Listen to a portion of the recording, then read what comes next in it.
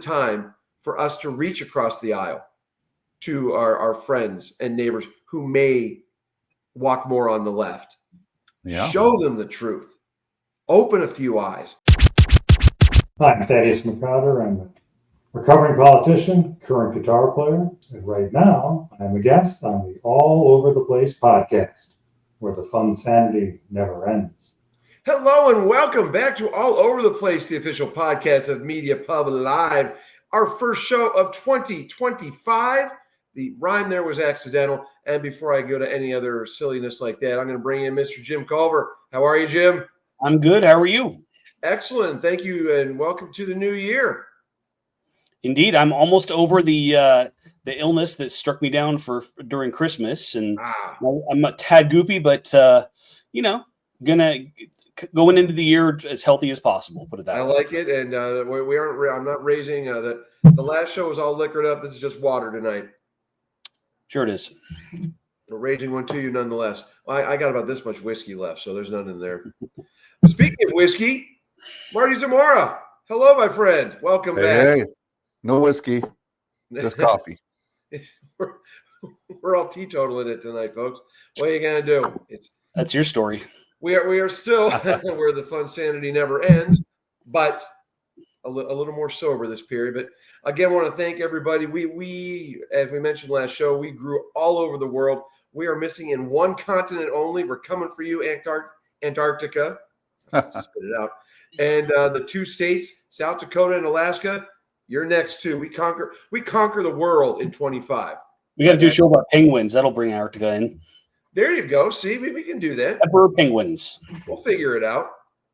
But we're going to start the year off, folks, with a segment that we brought up on the last show, and we kind of hovered around it. But what we're going to be doing once a month, or at least regularly, as we head into the second Trump presidency, is a segment called "Feet to the Fire."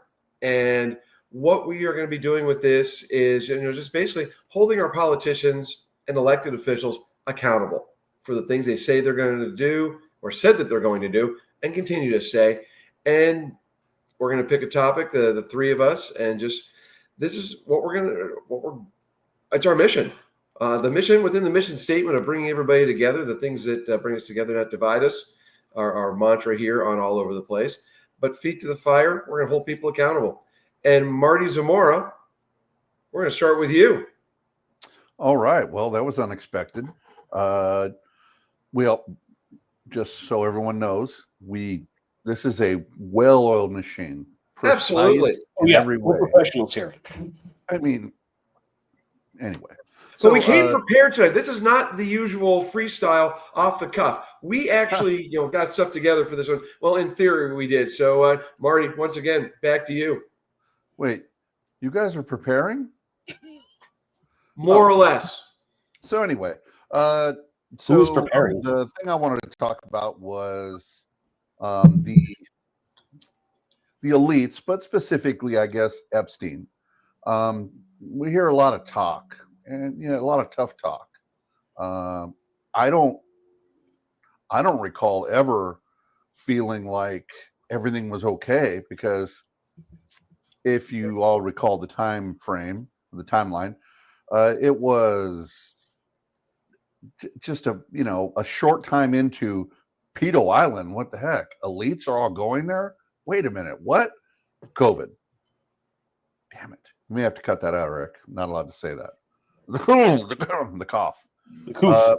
And then all of a sudden, we were all, consumed with that. And okay, fine. It was a big deal.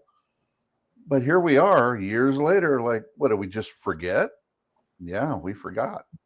That's one thing that humans like to do, is forget. And it's not that we don't care. Of course we care. Of course it's a big deal.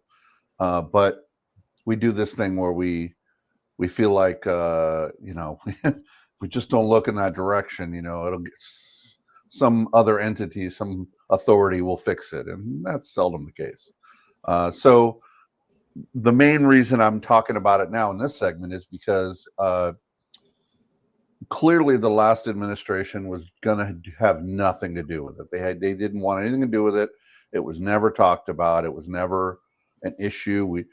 just it wasn't brought up. It's just moving along, and this is why the majority of their media donors. Well, I should say there are a lot of their donors on that list, so of course they're not going to touch it. And the legacy media is not going to stir anything up. This is their bread and butter. They don't have any viewers anymore, so they got to stick with the people that are paying the bills. So I'm hopeful because there's been a few things said, and just to be clear, everybody says, well, Trump, look at all the pictures of Trump hanging out with Epstein. Yeah, there's a lot out there. However, after his 2008 conviction, there's really no evidence that they spent any more time together. President Trump did say that I wash my hands of the guy, and it seems that that's turned out to be true. He didn't want anything to do with him after that, and I'm sure it would be very nice for the left to go see he was there too when their favorite guy was on that plane on that island a lot. Yes, Mr. Clinton, and a lot of others. It's not just him, but a lot of others. And we have 7,000 FBI agents. What are they doing? What I don't. We're going to get to that a little bit later when we get to my topic. That. I know what the FBI agents are doing. Yeah, it's shocking that we just have this giant machine to solve these really big crimes, and then they just go, it's okay. But and the other thing is, speaking of feet to the fire, what have the House Representatives been doing this whole time? They've had opportunity to make some sort of forward progress here. I don't know why they're so willing. I do know why, but they're so willing to let's just let time make it all go away, and we'll forget all about it. And I haven't forgot. I think this is worse than murder. I don't know if I can really justify that, but it seems to me worse than murder. It feels worse than murder. Right. These people were tortured, or whatever you want to call it, and now they're living tortured lives, or maybe, we don't know, but maybe not even that. And I just enough already with the banter, with the talk, the headlines, and I'm cracking skulls. Are you? Well, I'd sure like to know. Part of what we're doing here with Feet to the Fire, and like we mentioned on the last show, it's incumbent on us, we the people. There's something else. There's a guy named Lex Friedman. I don't know if you're familiar. He's got a podcast, and he was interviewing President Trump, and they were talking about releasing the names and what that would all mean, and what things is he willing to disclose. And he mentioned that the Kennedy thing, there's a lot of years there, so I'm not really sure. Maybe that's genuine, maybe that's not. But he did say, I think the quote is, let's see, I would be inclined to do the Epstein thing. And he was referring to the disclosure of that. So he said that he's willing to do it. He didn't want to get too specific, you could tell, because he really doesn't know what exactly to do. But he definitely, it was obvious he didn't want to say no. He wanted to say yes. So he did the best he could in a kind of off the cuff way, that he's interested in making it a point, making it something important. And by the way, over that shoulder, hang on, I'm not good at this. Right there. There we go. Thank you, Jim. Thank you for the Christmas socks. The guy listens. He bought me Sasquatch socks. Thank you very much. You're a great guy, Jim. Watch. Congratulations, you finally cited Sasquatch, and it was in your own room. And while we're on the topic, Jim got me some socks. He got me some AC/DC socks. So thank you, Jim Culver, for that. Very appreciative. So one, close enough. Sorry to piggyback you there with Pedo Island, but sorry. Just thought of it. So yeah, I think it's important for President Trump to.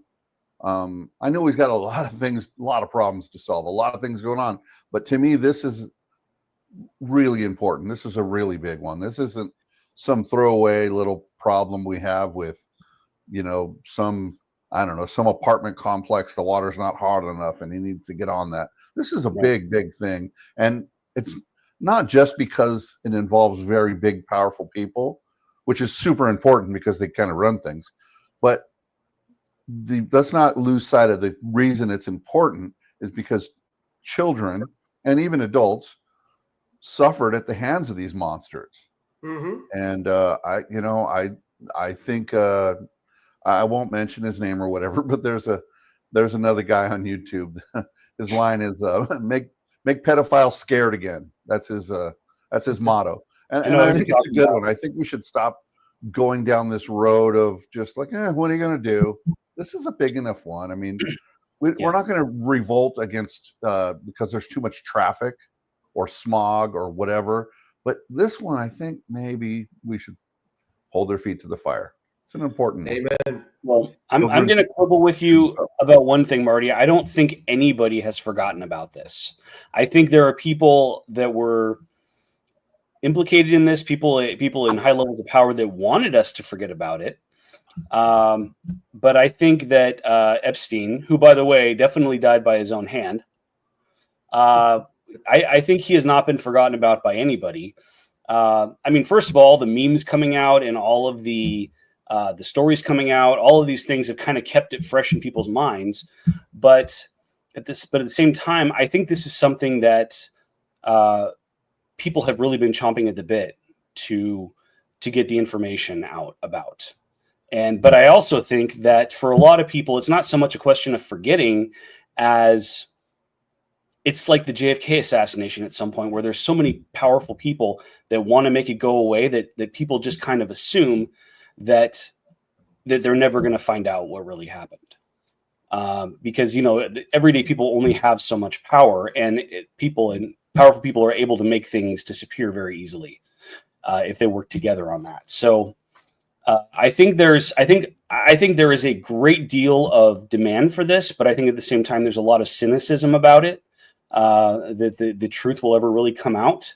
So I would be delighted if Trump did come through with this one. I just don't know if even he's going to be able to find the information he needs, because certain people are so good at making this kind of stuff disappear. But yeah, absolutely, it is absolutely relevant to our society. By the way, in the same way that what has been happening over in Europe with gangs and how they've been treating underage people. That has been relevant in Europe for a very long time, and a lot of powerful people have been trying to make that story go away. And I think Europe finally said no more. They finally said they want this out in the open. And it is interesting how that the parallels there, that both our country and countries in Western Europe seem to be unable to protect their own underage children from the worst predators. I think it's a test of our society, our ability to protect our children from people like this. And I think we're failing them a lot. I think that's a bad bellwether for where our society is headed if we can't protect our children. We've seen, where societies go if they start throwing their kids to the wolves too much to people like this, just because they happen to be rich and powerful. But I think that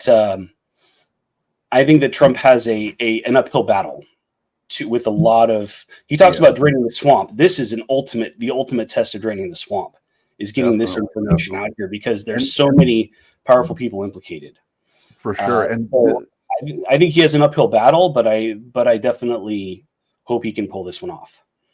Yeah, as do I, and I'm a little concerned that it ends up amounting to nothing. But the FBI knows a lot, and why? Well, we know why, but they're just holding on to that information. Nothing to see here. Yeah, and just because you went to Little St. James, I think it's called, just because you went to, let's just call it Pedo Island. Just because you went there doesn't mean you abuse children. True.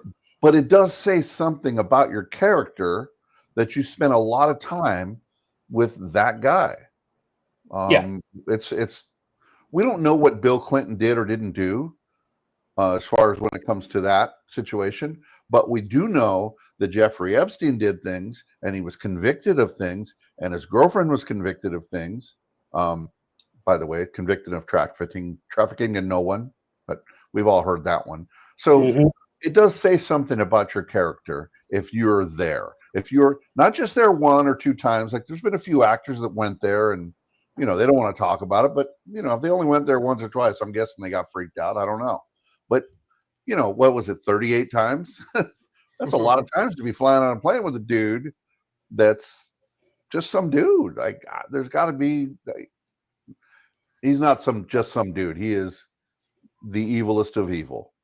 And I hope President Trump and the FBI and Congress have enough good people in it to do something about this, because Pedo Island's no more. It's been bought and it's been made into a resort, but the problem is still there.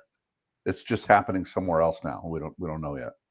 And I mentioned earlier, who we're going to talk to, who we're going to tag. Well, we'll be tagging people on this one. So congressmen, senators, everyone. Yep. We're not just coming for you, Antarctica, in 2025 in Alaska and South Dakota. Feet to the Fire is coming at you as well. This is our little engine that can and will do. Well, Jim, I turn to you for your first entry in our feet to the fire segment. I mean, this is going to be a classic one when it comes to Trump, but I really think it's his signature issue, and it's the border. I think that he made some very big promises when he got elected 8 years ago, or was it 8 years ago, and I think he worked very hard at fulfilling them. He did build a lot of border fence, but he definitely did not fulfill his promise to completely secure it, and we've all paid the price for that. After Biden came in, we've had 10 million new illegals stream across our border since then, and some of them have committed some pretty horrible crimes. The truck that plowed through New Orleans came over the border, if I remember right. So he's made a lot of progress, but I think he got tied up in a lot of knots during his first 4 years. He got in a lot of distractions. He didn't always hire the best people. He got, kind of led away on different paths, doing different things, and not focusing on that as much. And he got tied up in funding for it, I know, for a long time. But things like that, tactical mistakes. But I think that really is his signature issue. And I think that if it's really what's going to define him, if he can pull it off, I think he's going to go down in history. And I think if he can't, he's going to go down in history a different way. But I really think that that's going to be make or break for him. He really has to get that border secure. And he has a limited amount of time because, any president gets about 2 years before the next congressional election, and then a lot of their influence tends to go away. So whatever he wants to really get done, he needs to do in the next 2 years. I think one of the nice things about being a lame duck president, again, laser focused more than you did the last time, and hopefully learn from the mistakes. Yeah. Yep. I think a lot of people know that. I think Biden knows that, and I think that's one of the reasons he's doing a lot of the things he's doing on the way out. I think we can all thank Joe Biden for fighting that war against gas stoves that were really the bane of our country's existence. So but no, seriously though, he's doing some of these things because I think he knows Trump is going to undo them, but I think he wants Trump to get tied up in undoing them for as long as possible, and that's going to delay his agenda as much as possible. So that's something he's going to have to contend with. I think he's making some right moves. He's hiring some of the right people that may not actually get in his way this time. But I think there are going to be a lot of people that get in his way. And unfortunately, also in the GOP, there's still quite a few establishment folks there that don't want this done. and they're going to do whatever they can to stop it, especially when it comes to congressional funding. So that's going to be a big one for him. And I think that he needs to be focused like a laser on it. And if he isn't, if he lets himself get distracted in too many other fights and Twitter wars and all these other things, then it's never going to happen. So what are your thoughts on our role? And I mean our, as in the American people, because do you think this is going to be just really a fight amongst politicians and bureaucrats, or is there still some? I guess what I'm getting at is when you say, to build a wall or secure the border, there's a Mhm. giant group of misinformed people that are going, "Oh, you're a racist." Mhm. Does that matter anymore? Are we beyond that? I mean, what do you think? Is this Well, going to be fought out in Congress and in, with a lot of, or is it going to be more of a personal thing that Americans are addressing? I think the debate is really, there's not much more to say at this point, because all the arguments have been made about why it's important to secure our border, just like every other civilized country in the world does. But we run into the same wall with Democrats every time. They just say we're racist, we're racist, we're racist, and I don't know if that charge even has any meaning anymore. But to the degree that it does, it shuts down any real debate that can be had. So I think what it comes down to is, Which is the point of it. yeah, exactly. But I think what it comes down to is the number of people who buy into that narrative versus the number of people that our leaders think buy into that narrative. So I think the best thing we can do is make our voices heard, that we reject that narrative as everyday Americans, and let our not the media, they don't care, but let our elected representatives know that this is something we believe in. It's not something we're going to be cowed into changing our mind about just by calling us names. And especially for folks that live in red states, let your leaders know this is important to you, and that this is not something that you buy into the mainstream media narrative. Because I believe that if GOP leaders understand that the majority of their the people that voted them into office want this, they're not going to be so quick to be establishment squishes about it anymore, because their jobs are going to be on the line if they don't go with Trump on this. We saw, on election day, people from across normal demographics, or what we used to think is normal demographics, came in laser focused on this, and it was a major issue that people want done. Whether you're on the right or the left, people are tired of the trafficking that comes across the border, tired of the terrorist acts that come across the border, and they want it taken care of. And I saw something the other day, and there are no blue states. There are only blue cities. And I think by and large, you guys in California and or Washington even, it's more pronounced there in terms of or a lot less pronounced as the red representation, but it still comes down to that, and people want it done across the board, whether you're left or right. And politicians, I hope, get the message on that, and if they don't, we have to keep hammering. That's why Feet to the Fire exists. Feet to the Fire. There's no. I think the narrative of the racist thing, and the kind of like the voter ID, and just they hated Trump so hard that they didn't want to really use any critical analysis to see if what they thought about this subject held any sort of merit. But what I'm noticing is, well, as you all have noticed, I am not light-skinned. I am of a darker persuasion. My mom was born in Mexico, and she came here because my grandfather was born here, moved to Mexico, and then that's where he started a family. So they all moved here with him, and she went on a quest. I'm going to become an American citizen. She jumped through all the hoops. It took her years and years, and a lot of waiting in line in downtown LA, and on and on and on. But it was important to her. So I think that whole like, oh, you're a racist if you're a traitor to your race or whatever. I think we're starting to get beyond that now, because people really they can understand that. Well, sure, there's hardworking, nice people that just want to come here and be good people that are just want to join something better. Okay, well, you can't always have that, but I get it. I get that.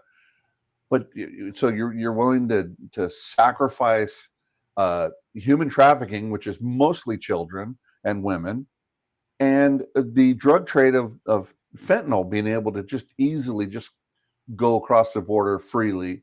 And I mean, this stuff is these two main things there. Forget about the terrorism aspect of it. I mean, that's a whole other can of worms. Just those two subjects should be enough, and I think have been enough to convince people that maybe they didn't have it right on this one. Maybe AOC was a little fucking crazy. Past tense, right? like I said a little earlier, I think we have reached a point where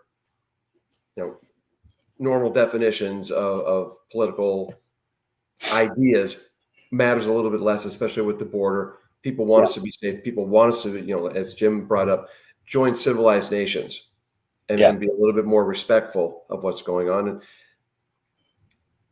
Washington, D.C., we're watching you now. Let's do it. Laser focus. President Trump, starts with him, and I hope that this is something that he really pays attention to. And I think the best thing we got out of this election, because when you look at the demographics and you look at the numbers, you can't just say there's this tiny percentage of angry old racist white men anymore. And you just can't. Yeah. You can't look at any of these numbers, any of these statistics, and say that anymore. This is something that a majority of Americans all across the board agree with. And this is something that they're sick of all this crap on the border coming into our country and bringing all the crime and damaging our economy and everything else. You can't push that stereotype anymore with open eyes on these things anymore. And so, they at some point they have to pay attention to that. I mean, I know the silent majority is a cliche, but that's what we're talking about. It's not that silent anymore, but it's a majority for sure. Yeah, talking loud and saying something. There you go. It sure has changed. James Brown there. It's changed from also, if you guys remember, deplorables and the Trumpers are a bunch of rednecks, and they're these are uneducated people that just there was a lot of stereotypes because people didn't really know what to make of it. But time has shown, and I was I used to live in Lake Havasu, and they had a Trump boat parade there, right when I first moved there. And I sat there. First of all, there was thousands of people on the shore going through the channel. There is where they had the parade. And I watched $250,000 boat after another go by. I'm going, these are not hillbillies. These are not uneducated people who are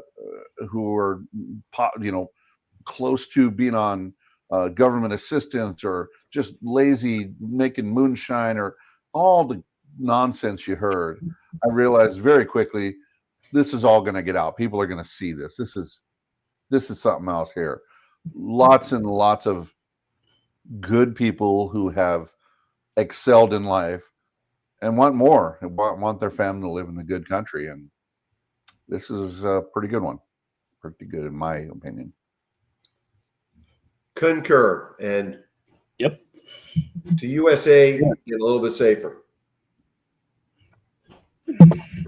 Eric, what do you got for us? For my entry, thank you. My entry is going to be in researching and prepping this one. I realized that I'm Don Quixote with a lot of things that I love, whether it's the Jerry Sandusky thing or just the topic I'm going to discuss now.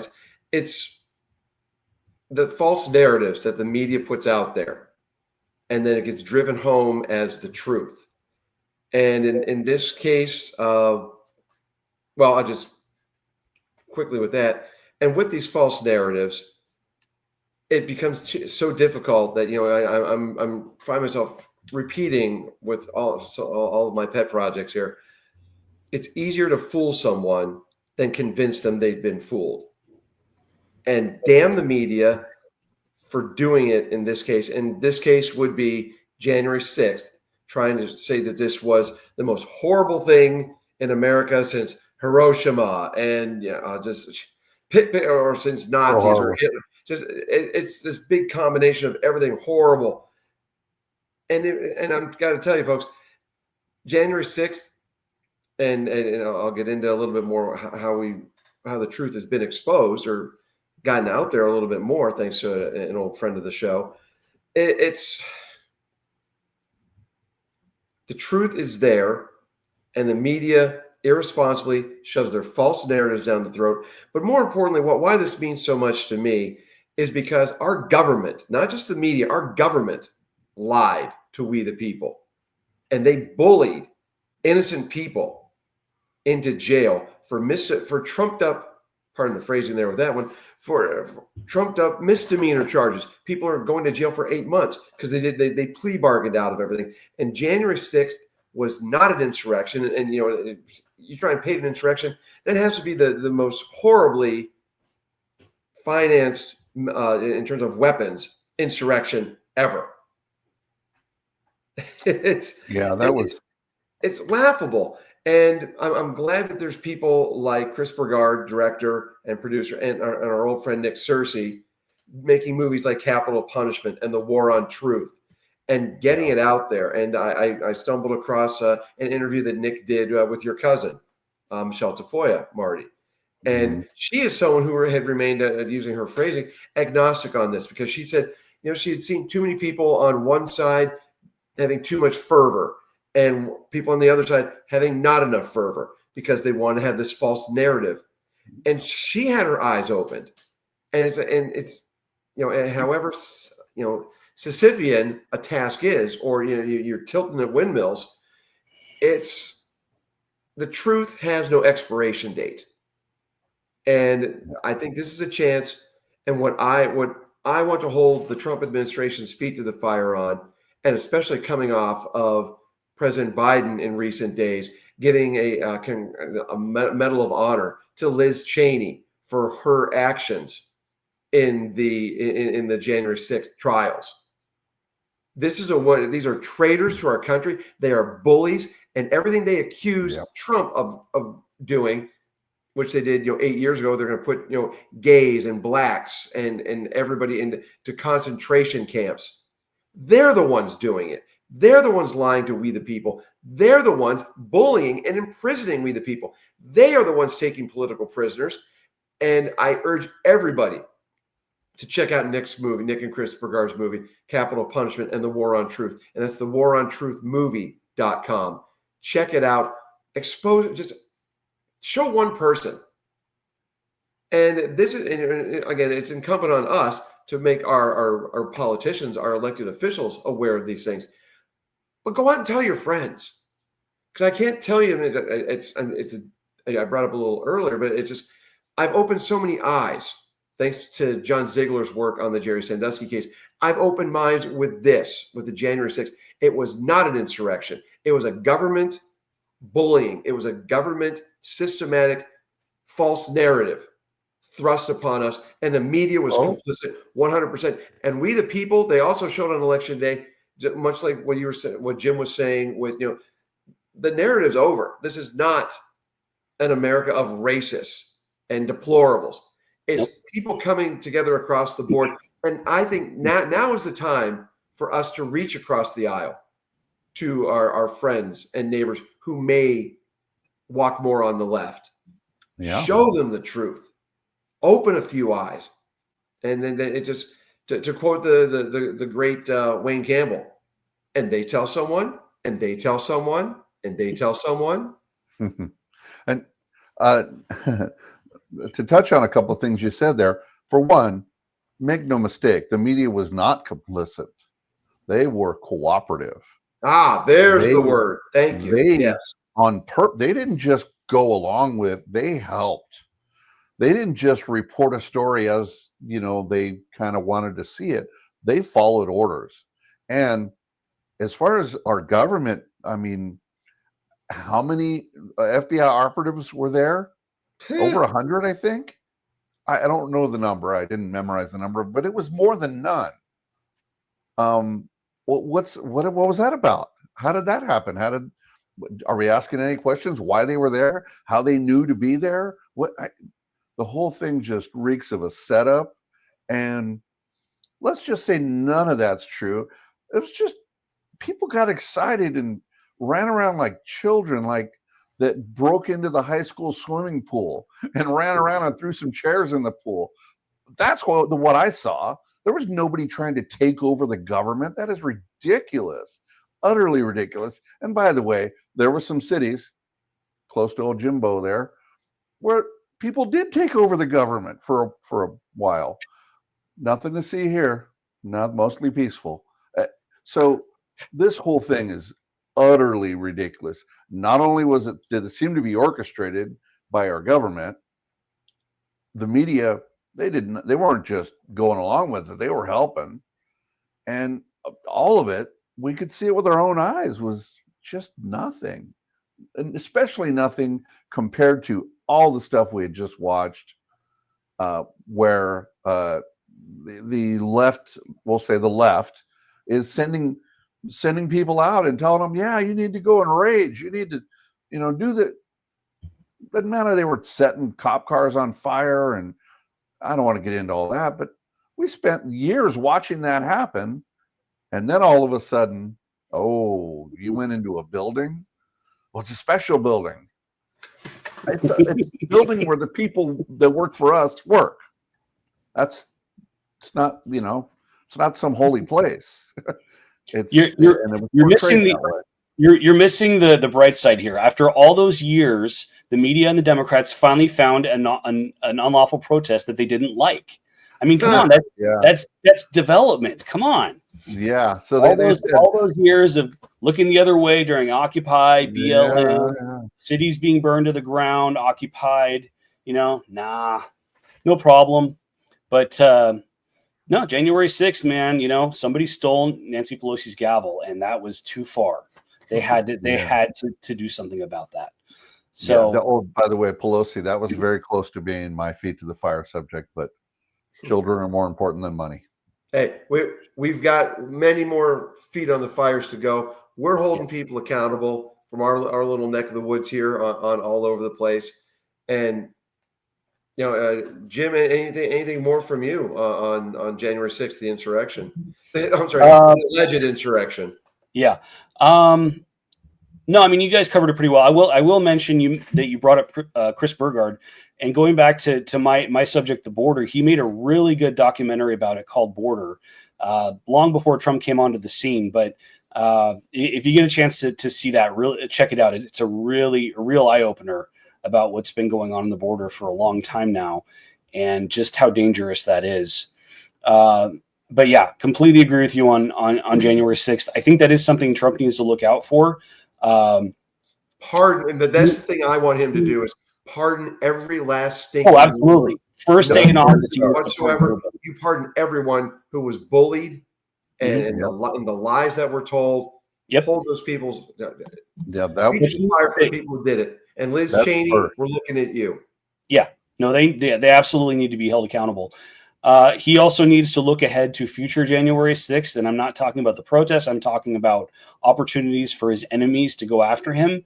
And we have to remember, he literally went on Twitter and said, "Don't do anything unlawful," and they have never stopped blaming him for that, even though he told people to do the opposite of that. So I do remember that interview. All it took was even though it was the exact opposite of the truth, was a perceived event they could tie him to, and they have never stopped talking about it. They never stopped calling him a traitor. They never stopped calling him an insurrectionist. They've never stopped. Every day I go on social media and I see somebody call him that. Every single day that I go on social media to this day, because they know that they think they can just pound him with it until the narrative sticks. And that's what he needs to look out for. He needs to look out for the things that are going to pop up in the next 4 years and they're going to create these narratives. And he needs to get out ahead of them as best he can. Yeah. People don't like being proven wrong. They don't like it. No. And that's why the thing ended up the way it did. We didn't get any apologies from that. Nope. Now we know. Once again, it's easier to fool someone than convince them they've been fooled. Mark Twain, God bless you. I think the reason behind that is because people don't want to admit they were wrong, so they just cling to the thing and believe in the lies easier. Yeah, it's kind of sad. Yeah, and another thing I want to mention with this, and I continue to mock with satire. And the Babylon Bee did a great documentary called January 6th, the Most Deadliest Day. Even the name make is good. Fun of those who lie to us, because eventually they're gonna. I'd like to think that they will eventually just say, "All right, you know what, you got us. Shit, just back off." Yeah. To live, perchance to dream, but there I go playing Don Quixote again, tilting at my windmills. Can it be Sancho Panza? I'm auditioning for Sancho Panza roles. Yes. Okay. You're in. Yes. Unless Jim. Jim's going to be our director. I'm not tan enough to be Sancho Panza. Sorry. Okay. Well, there you go. We got a role for everybody. Well, our roles here on All Over the Place. Again, folks, thanks for watching, and smash that subscription and just keep us growing. Tell a friend, tell a friend, tell a friend. And thank you everyone for helping us grow in 2024 beyond any expectations that we had in 2025. We're off and running, folks, in the new year. Thanks for watching our first segment of Feet to the Fire, where we hold our elected officials accountable for the things they say they're going to do. And we're going to what's Feet to the there fire. It is. Quatch is coming to get you. Marty's in charge of that one. I didn't have a lighter. All right, folks. As always, thanks for watching and listening to All Over the Place, and we'll be back real soon. Take care.